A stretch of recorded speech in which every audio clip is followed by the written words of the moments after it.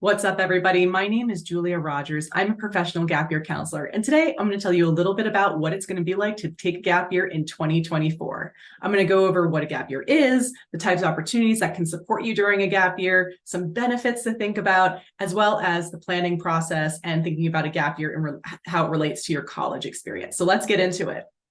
Okay, first I want to start with a definition. A gap year is an intentional period of personal growth and exploration supported by activities of experiential learning. So what does that mean exactly? Well, gap years have been around for a really long time. They've been a rite of passage since the 1960s, and you can actually trace the kind of roots of a gap year back even further to indigenous and Aboriginal cultures. So this idea of intentional wandering and personal growth as part of you're growing into adulthood has actually been around for eons. And it's really come into the modern nomenclature in America in the past 10 years or so. But it's growing in popularity. More and more young people are choosing to take an intentional gap year, either after high school, sometime during their college experience, or sometimes even between higher education and the workforce, or guess what, even during careers as well. So there's no wrong time to take a gap year, but I personally feel like the most impactful time to take a gap year is after high school. Now, for me personally, I took a gap year after college and I went to Tanzania for almost a year. I did public health outreach. I had an absolutely transformative experience, but when I got home, I wished I had taken it before college so that it would inform my college experience. I can tell you from personal experience, I would have been more mature. I would have changed my major. I would have done a whole bunch of stuff about my college education differently. And that's why I feel so strongly about people just having these kinds of experiences and getting out there into the world, but also using a gap year as a tool to inform your education, the type of college or higher education that you need and want, as well as kind of helping you prepare to make the most of your college experience. So sometimes I hear from students that they're a little bit nervous about taking a gap year because they're worried that it's still kind of an uncommon thing to do. But I can tell you that it's really been growing in popularity, especially since the pandemic. And also because a lot of students are opting to take a gap year to learn more about themselves and the world around them. And one thing that we're finding as far as outcomes from gap year students is that gap years are exceptionally good at helping young people discover who they are, their priorities, their values, and what they want out of the next steps of their education or career. So what we find is that 95% of students who take a gap year, they survey that they feel better prepared for their next step as a direct result of their gap year. We also find that the same amount of students, about 97%, say that their gap year increased their confidence as well as their maturity. And 84% say that they feel like they are more employable as a result of their gap year. So these are incredible benefits as far as that personal experience and how it can inform your adult life.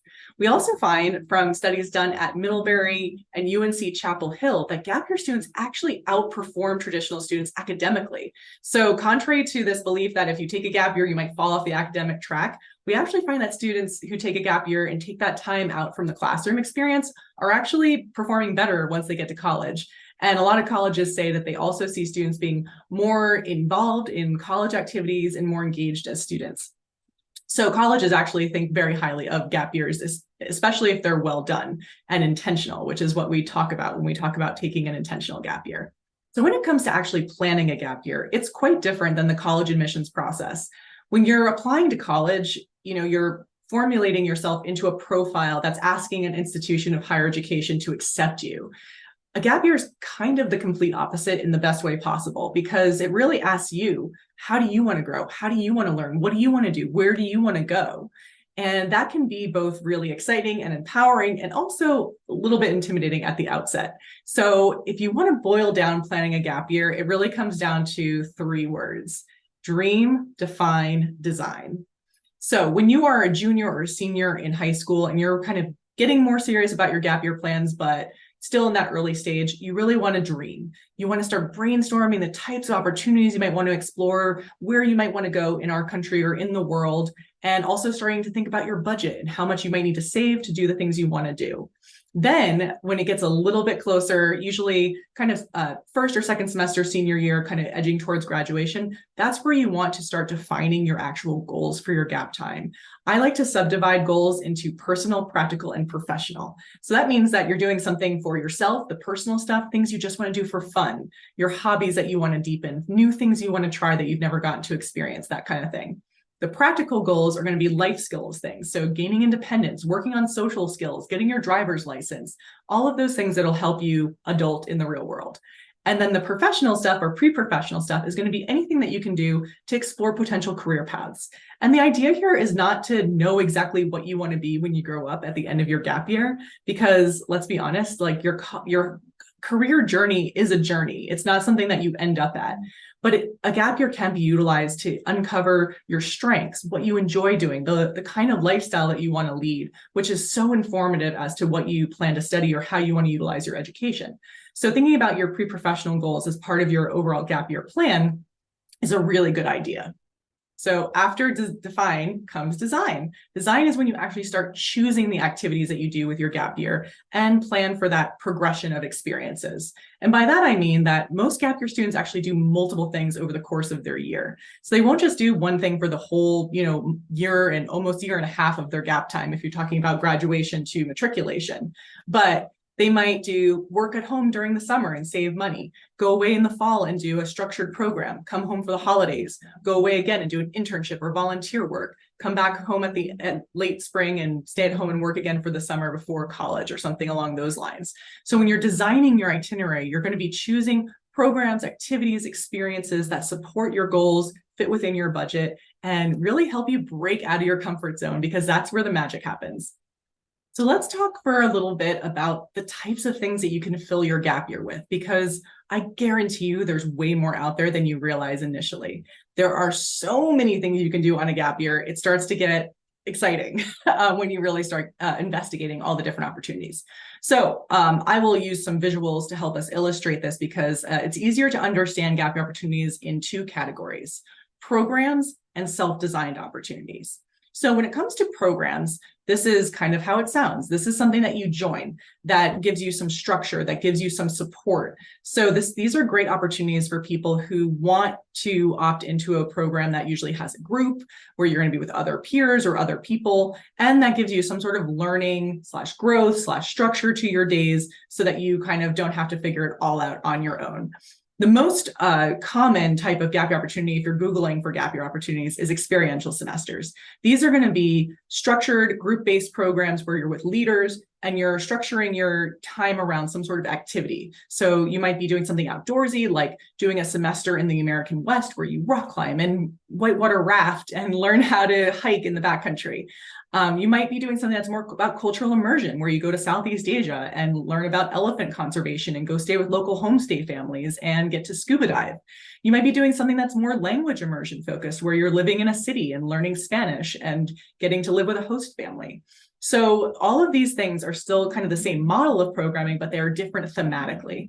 So if you want to do that type of program, but wonder if it's in a certain area of the world or under a certain banner or theme, chances are it is. There's stuff in the outdoors, there's stuff in the arts, there's stuff in language learning and cultural immersion and adventure travel. All of those things are well covered in that category.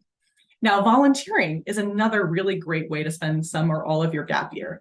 There are volunteer opportunities all over the world where you can really make impactful change in certain communities through either conservation work or working with wildlife, which is very common, or working with people in community-based volunteer opportunities, such as teaching English, working alongside people in community centers or childcare centers, doing work around microfinance, doing work around elder care, all sorts of things. So when it comes to volunteering, you want to invest as much time as possible in a local community or at a project site so you can make the most impact. And you also want to make sure you watch out for, thoughtfully executed and ethical types of volunteer work, which I can talk about in another video if you're interested.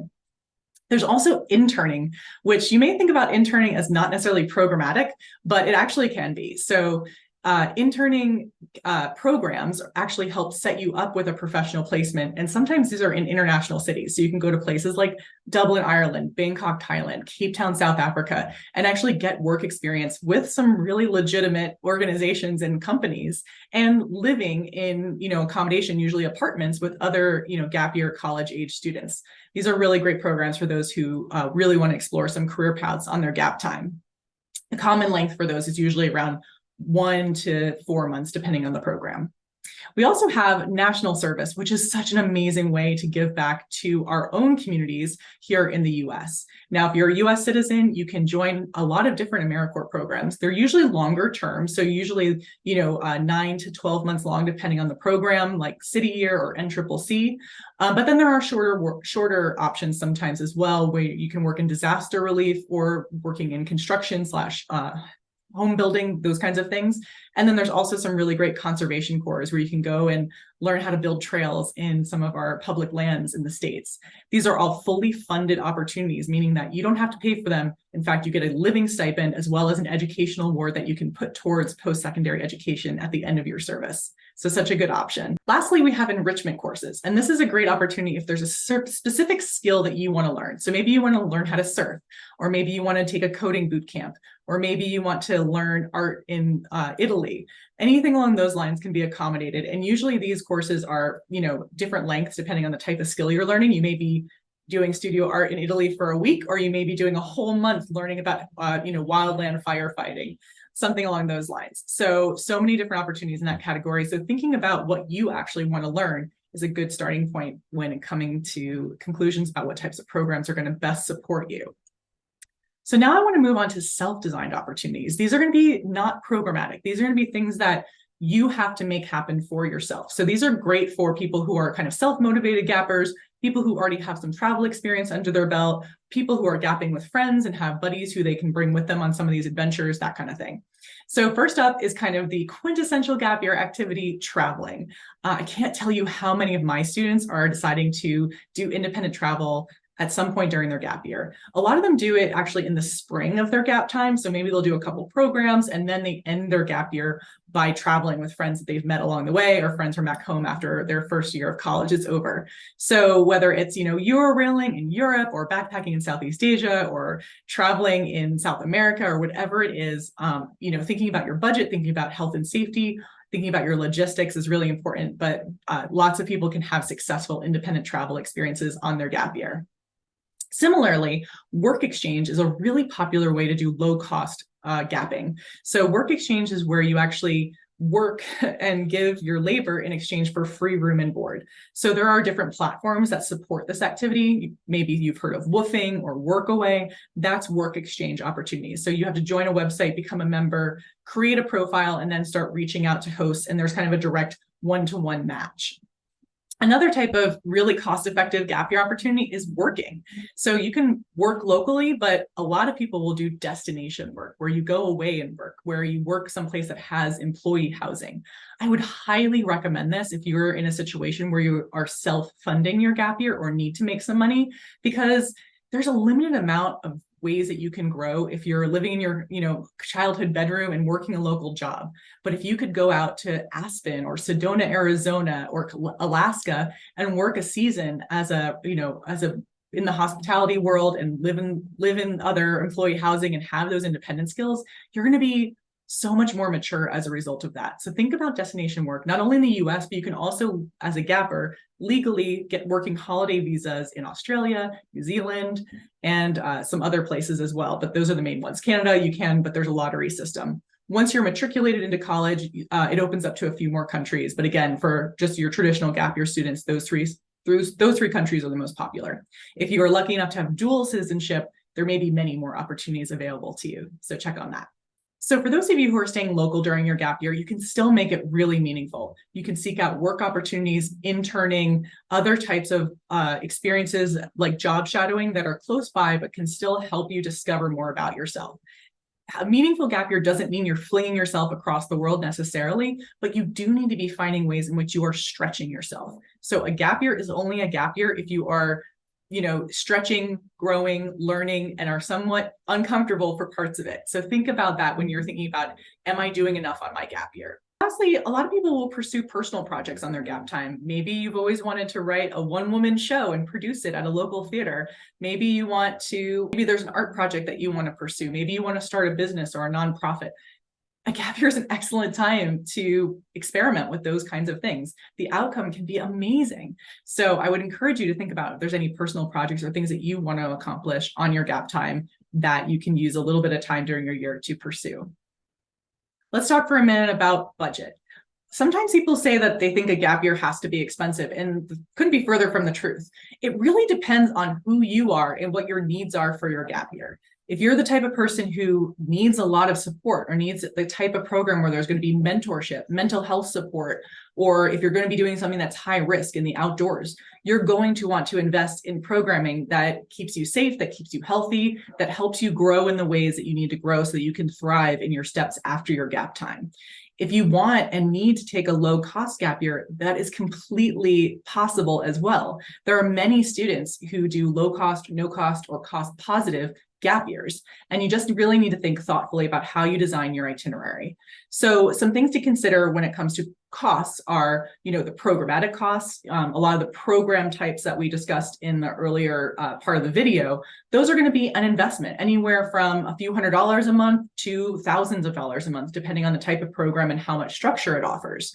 There's also going to be vaccines, visas, kind of, those kinds of extra expenses, gear that you might need, as well as extra health costs like health insurance and travel insurance and things like that.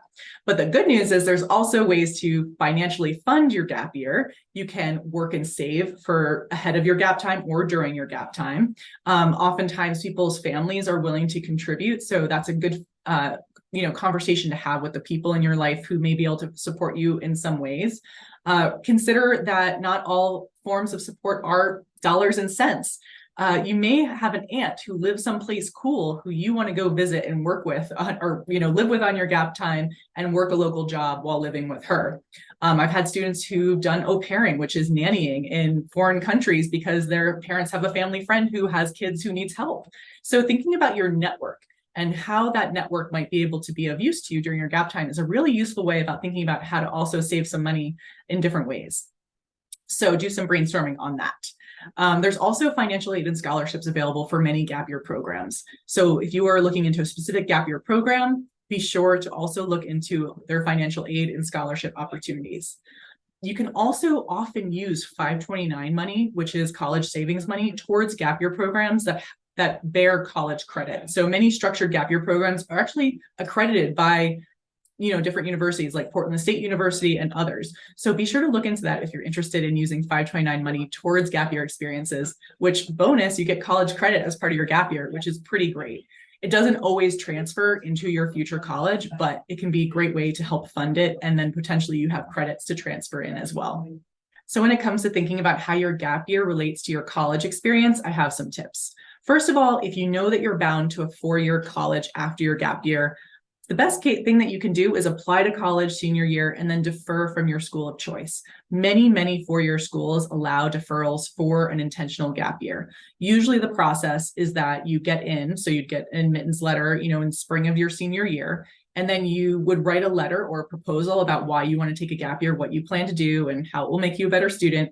You submit that along with your deposit for that institution, and then they would grant you a 1-year deferral, meaning that you'd have your gap year. You wouldn't have to reapply to colleges on your year, and you could just, execute your plan. That's the easiest way to tie in your gap year with a 4-year college experience. I have found that since the pandemic, more and more students are using their gap year to figure out what they want to do for college or where they want to go to school. So it's also completely possible to, apply for college on your gap year as well. You just have to think about the timing, what types of materials you need to collect ahead of time, and if you're going to be away during that fall, during application season, how to make sure that you get your apps in on time. So it just needs a little bit of planning, but definitely possible. One thing that you want to also look into as you're preparing, these applications and things like that is your financial aid packages.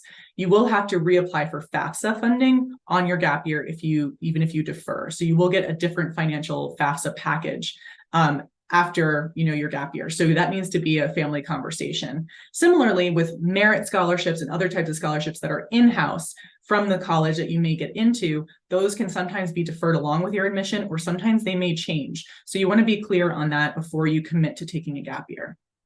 A lot of people ask me if it's okay to ask a college about their deferral policies or if they're gap year friendly. And the answer is, of course you can. You can ask during a tour, you can go on their website and see if they have their deferral policy publicly listed, or just call the admissions office and ask. It never hurts to just ask some questions about gap years. Most colleges, find them, very positive experiences. Let's talk about Onward resources for you now that you're definitely interested in taking gap time. First of all, I would encourage you to find someone out there who you know or a friend of a friend who's taken gap time. They are the best advocates. They can tell you about their experience. And even though their experience won't be exactly like your experience, it'll still give you that confidence and that boost that you might need to take the leap. So definitely talk to Gap Year alums. If you don't know any Gap Year alums, feel free to check out the podcast Gap Year Radio, which I co-host with a friend, or the Gap Year Association's alumni videos, both of which are great examples of students who've taken gap time who are excited to talk about it and offer great advice and great insights and great stories. Similarly, you can go to the Gap Year Association website where you can find program listings, a student planning guide, and all sorts of other resources to help you with your gap year planning and execution. Go Overseas is another wonderful resource. It's kind of like the Yelp of gap years. There's all sorts of peer reviews of different gap year programs and opportunities. And lastly, I'm a resource. I'm a gap year counselor. I work directly with students and their families to help plan gap year experiences. And if you are interested in having a free introductory conversation, I'll drop the link in the show notes, but you can also contact me that way, fill out a questionnaire, and we'll have an intro conversation. I can brainstorm with you about your ideas and how we might be able to work together to make them happen. I hope that this video was really helpful as you start to get to know the gap year process. Good luck, and I hope that you have a great adventure.